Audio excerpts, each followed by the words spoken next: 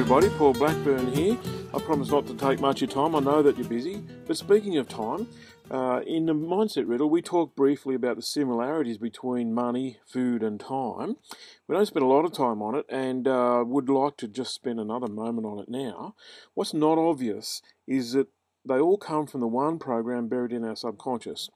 And without recognising that, we try to work on the periphery to make changes. So what we do is we study time management, we go on diets and try and make more money, and all of that's to little avail because we're working from the outside in. And I'm going to suggest that we have a different approach, which is from the inside out. So I hope you like this picture of these wine glasses, a bit different. So what we need is this inside out approach.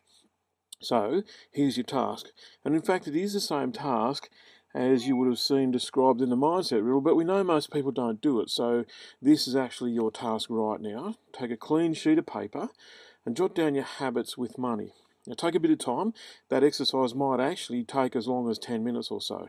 But jot down all the things that you know that you do. For example, you always run out, or you always got some left, or you run out of fortnight before you run out of pay, or whatever it is.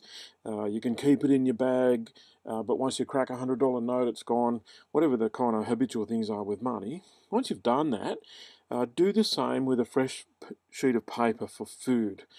And that's things like, always eat everything on your plate, always leave some on your plate, eat fast, eat slow, eat your favourite bits first or your favourite bits last, or whatever that might be. And then, once you've done that, repeat that exercise again for time. So always late, always early, etc. So that's the exercise. You would have heard it before. You need to take some time with it now, get it done. And what you'll notice is both similarities and differences between those things. And it's the similarities that we want to work with. So your task is to use either blockage buster technique or the because process to get to the bottom line. In other words, I eat fast because I was brought up in a big family.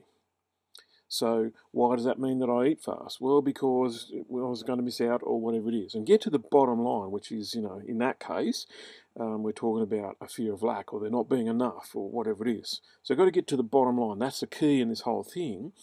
And the reason for looking at three areas at once is quite often a bottom line in one area will show you a bottom line in another area that you couldn't recognise. So that's why this whole thing works.